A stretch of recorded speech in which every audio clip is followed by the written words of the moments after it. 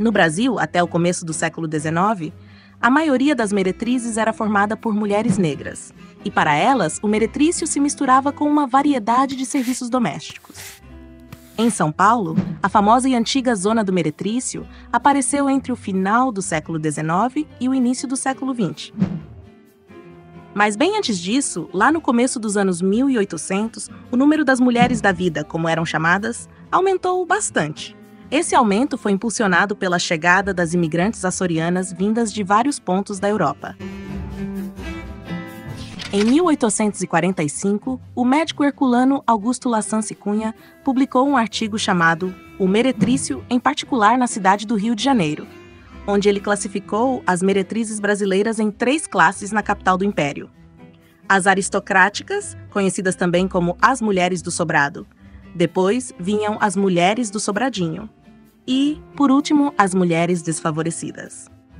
Em 1845, as aristocráticas, o médico herculano, também conhecidas como mulheres do sobrado, um artigo chamado moravam em casas elegantes, decoradas em particular com na cidade do Rio de Janeiro, espelhos e pianos, onde ele classificou as prostitutas brasileiras em 3 classes. Essas mulheres eram sustentadas por fazendeiros ou políticos, conhecidas também como as mulheres do sobrado, conferindo status aos homens mulheres do sobradinho. As francesas, por último, as mulheres da polacas, se destacavam mais que todas. E foram elas que trouxeram para o Brasil o termo francês trottoir, que passou a significar algo como o ato de se prostituir. Além das francesas, outras meretrizes se estabeleceram no Rio de Janeiro. Elas chegavam em grande quantidade nos navios vindos da Europa, sendo mulheres das ruas de Budapeste ou Viena, dos montes da Geórgia, dos desfiladeiros da Albânia e dos portos da Itália. A segunda classe de meretrizes eram as mulheres do sobradinho. Eram brasileiras formadas por estrangeiras mais experientes, mucamas e mulatas, que atendiam aos fazendeiros e roceiros ricos, aos filhos de deputados e homens de fortuna em hotéis localizados nos bairros de Botafogo ou no Jardim Botânico. À noite, as mulheres mais jovens aguardavam seus clientes nas calçadas das avenidas principais, podendo também ir para as portas dos mercados e praças públicas, iniciando a prática da prostituição de rua, algo ainda muito comum ao redor do mundo. A última classe de meretrício no século XIX era formada pelas mulheres da escória, como eram chamadas na época. Elas atendiam em casebres ou mucambos, conhecidos como casas de passe, que eram habitações alugadas a baixo preço.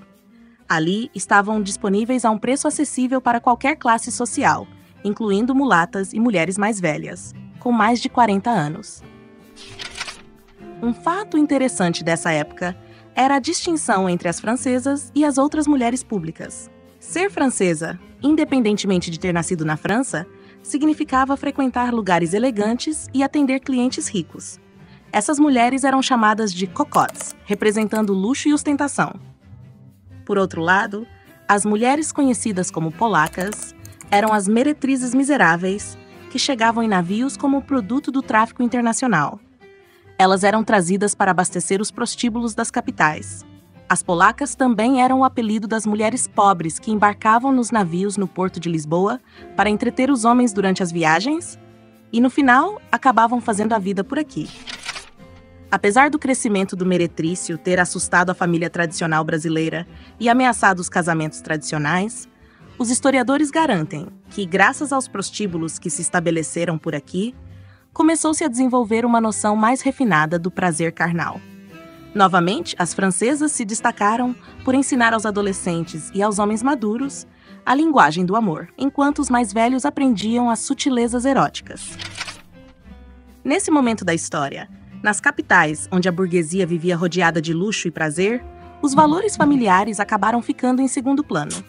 A prostituição virou uma ameaça para as famílias puras e trabalhadoras, que viam a mulher como a figura central do lar, preocupada com a saúde dos filhos e a integridade da família. Por causa disso, as meretrizes passaram a ser vistas como detentoras de todos os vícios, pecados e excessos, capazes de atrair os homens de família mais puros para seu caminho.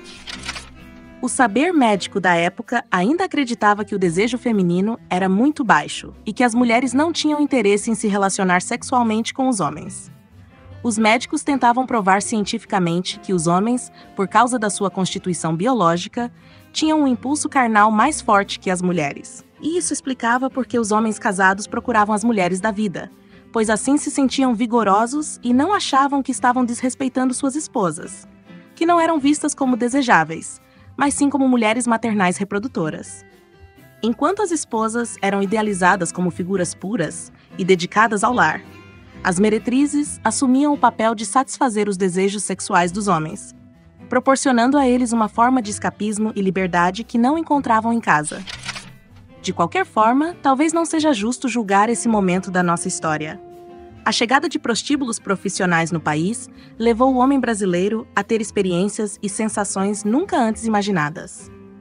Aqueles que se envolviam com uma meretriz experiente do sobrado ou do sobradinho viviam uma experiência íntima sofisticada, que era compartilhada depois com amigos que certamente pagariam o que fosse necessário para vivenciar o mesmo. Isso fazia circular muito dinheiro, lógico. Não havia nenhuma regulamentação. Foi só em 1897, já com a República em vigor, que o delegado Cândido Mota de São Paulo apresentou o que ficou conhecido como o primeiro projeto de regulamentação da prostituição. Esse projeto incluía itens como: primeiro, não são permitidos hotéis ou conventilhos para as mulheres públicas, que devem viver exclusivamente em domicílio particular, em grupos de no máximo 3. Segundo, as janelas das casas devem ser protegidas por cortinas duplas por dentro e persianas por fora. Terceiro, é proibido chamar ou atrair transeuntes por gestos ou palavras e iniciar conversas com eles. Quarto, das 6 às 19 horas nos meses de abril a setembro e das 7 às 19 horas nos outros meses, as persianas devem permanecer fechadas para evitar que os transeuntes espiem o interior das casas, e não é permitido que fiquem nas portas. Quinto, deve-se manter a decência no vestuário ao aparecer nas janelas ou sair às ruas, usando roupas que cubram completamente o corpo e o busto. E por fim, ficava proibido que as meretrizes falassem, abordassem ou tocassem as mulheres de família e suas crianças. E foi nesse contexto que várias estrangeiras dispostas a tudo chegaram por aqui e conseguiram juntar dinheiro suficiente para viver bem pelo resto da vida. Muitas delas, quando seus atributos físicos já não eram mais os mesmos, decidiram voltar para suas terras natais. Outras passaram a viver em boas casas e, quem sabe, até encontrar um companheiro para a velhice. Toda essa visão foi trazida ao Brasil pelos navios que vinham da Europa, junto com a ideia de que seria melhor para as famílias aceitarem a presença das meretrizes em suas cidades. Então é isso, meus amigos. Se vocês gostaram de conhecer detalhes sobre como era o meretrício no Brasil no século XIX, deixem seu like e se inscrevam para não perder outros vídeos como este. Até o próximo vídeo!